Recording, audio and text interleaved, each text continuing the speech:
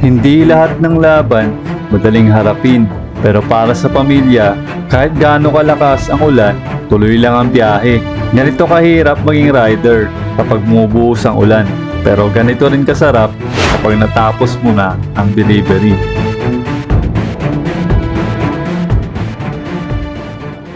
Alas 10 na ng umaga nung nakakuha ko ng first booking. Opo, good morning. Opo, Urban Deca Homes, Ortigas Club. Ortigas na. Opo. Piano din po pala.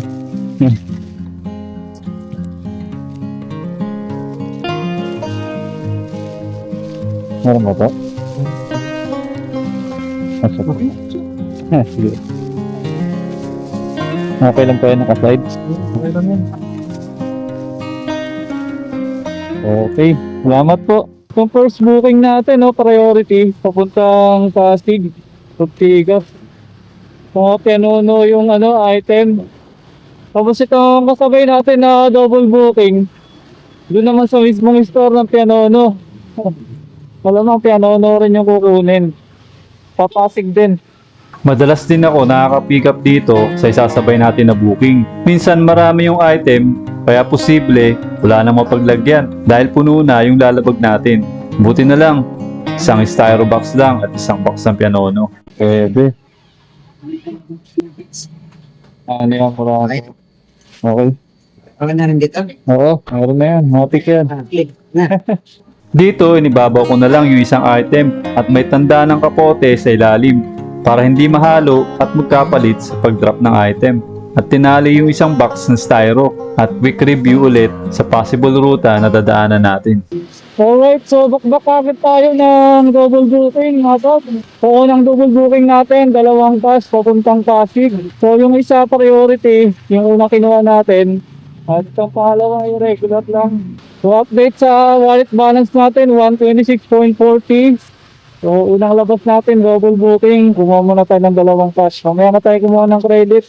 Kailang booking pa naman ng cash yan, ng 124. So bakbak na kagad tayo. Tara ulit. Kung mapapansin nyo na maayos at katamtaman ang lagay ng panahon, hindi mainit, hindi maulan, at banayad ang takbo at lagay sa kalsada kasi weekend naman ang biyahe natin ngayon. Dito ay hiniwalay ko na yung isang item para siguradong hindi maisama sa unang client drop natin. Wala po kayong kasama. Ayan po. Tempo ba? Ayan. Okay. Tabang. Tabang, dagan gaya na Tabang. Bangon ako eh. Thank you po, ma'am. Thank you din. Salamat. Sa second drop naman ay nakatanggap na agad tayo ng buena manong tip. Ayos! Okay, ba naman yung tip? 25 pesos. Wow! Okay, yung first double booking natin, may drop na. So, update sa top of balance natin. 47 na lang. Tignan natin kung may makuha tayo na credit booking. Alright, abang-abang muna ulit tayo. Okay, nakakuha na tayo ng ating pan-third booking. So, pick up natin 2 kilometers away. Papuntang Makati naman. So, cash pa rin yung nakuha natin. So, atay tayo. Sana makakuha tayo ng pang-double book natin na credit booking. Para hindi mag-negative yung top of wallet natin. Alright, kunin muna natin yung item. Let's go. Bigay lang doon sir sa mga security doon, agency yan.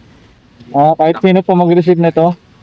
Okay, kasi wala po number yung drop-off Walang number po yung sa drop-off no? Oo. Ground floor lang naman to sir, no? Okay. Okay. May makakita ka naman security doon. Thank you po. Thank you. Sa nakuha nating isasabay na booking ay mga frozen meat pala. Kaya posible na mabasa yung documents, kaya diskarte na lang. Buti meron silang plastic na lagayan para sa dokumento. Salamat. Ang sinukat lang, no? Wow! Para hindi mabasa. Alright, kompleto na ulit yung next double booking natin. Puro kas pa rin yung nakuha natin, dalawang Makati. So, lari ko muna natin to. Sana makakuha na tayo ng credit booking sa Makati. So, tignan natin. So, tara let's, bakbak na ulit. Let's go.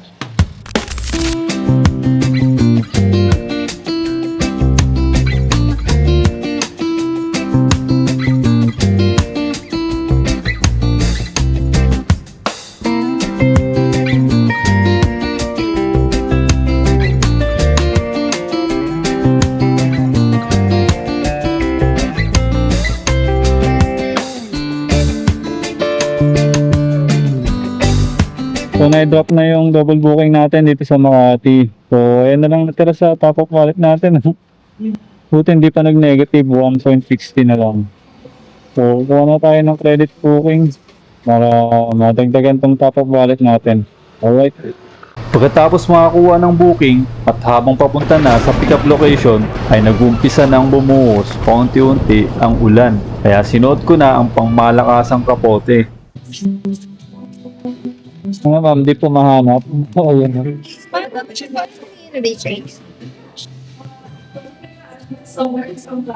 May May 18. Ayan na po yun. Opo. Sige, salamat. At sa isasabay natin na booking, na-pick up na pala ng ibang rider. Na doble lang pag-book yung client. Awit. pick up na po. Baka nag-double book siya. Oh no. Pag kinansel ko po ito, hindi po ako makakuha ang booking. Sige. Ako po yung ano. Pakita pa din na lang din po sa kuya. Ito. Sa ganitong sitwasyon, pag ang rider ang nag-cancel ng booking, ay marirestrict yung account. In 10 minutes ay hindi ka makakuha ng booking. Hello ma'am, good afternoon. Lalamog po ito. Nandito po ako sa pick-up. Plains Tower, bali sabi po ni ma'am, nakuha na daw po ng ibang rider. Sana po ito na doble po ata yung booking mo.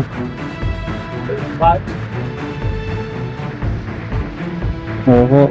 Kasi hindi po ako makakuha ang booking na ito eh. Pagka ako po ng Santos. Diyan po sa app niyo po, meron po dyan ano eh. Santos ng booking. So, opo, ito po. Picture ka lang kuya. Salamat po. Okay, so. Mabuti na lang, responsive at nakakaunawa yung client, siya na ang nag-cancel at nag-send pa through GCash ng 43 pesos, pakonsuelo sa abala. At sa hindi inaasahan, lumakas na ang ulan. Habang pupunta sa pickup location na isasabay natin na booking. Sa ibang pickup location na gaya nito ay nire-required nila mag-provide ng ID kung match sa Lalamove account ng rider. Alam naman natin na may mga scam din na rider na hindi hinahatid yung item at naglalaho na lang. Okay na, ito na. Okay. Thank you. Okay, next double booking natin. Kompleto na ulit. Pupunta tayong BGC, dalawang credit booking. Kasi lakas na ng ulan. Tuloy-tuloy na ang ulan. Marga na ulit tayo. Tapos buwan na tayo ng pabalik. Malakas yung ulan. Tara, let's. Mula ng humpay, ang buhos at lakas ng ulan habang patawid mula Makati papuntang BGC. Sa ganitong sitwasyon, kailangan magdoble ingat. Bukod sa basa at madulas ang daan, may mga posibleng baha pa at mga nakakasurpresang mga butas at bukol sa kalsada ang hindi basta-basta nakikita. Tanit ko eh. Ikaw, ano makalagay naman. Magandang lahi eh. Natarin mo. Oh, thank you. Opo, tinulan na naman tayo. Ha? Tinulan na naman tayo. Mula Makati, umulan na. Gandito. Rosita Go 5705. Okay, update po. Top of wallet natin, 196 na. So, kumuha na tayo ng pabalik, konti-unti. So, puro cash na yung kukunin natin. Anak Christina, Ako. Oh. Ano po ito beauty card? babasa. Sige lang, picturean ko muna. Jersey? Tapos, Ito po yung bag. okay.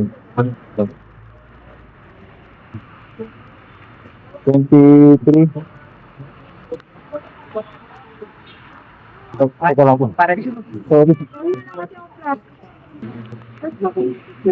Tulog pang kanto. Okay. May boss kayo? Doon? Oh, Kulang. wala ako, tres. Kapal. Oh, tatakbo ko na lang. Salamat. Salamat po. Hindi po. Okay mga boss, kompleto na ulit ang next double booking natin, dalawang cash. Drop tayo sa San Juan at saka Kaunlaran.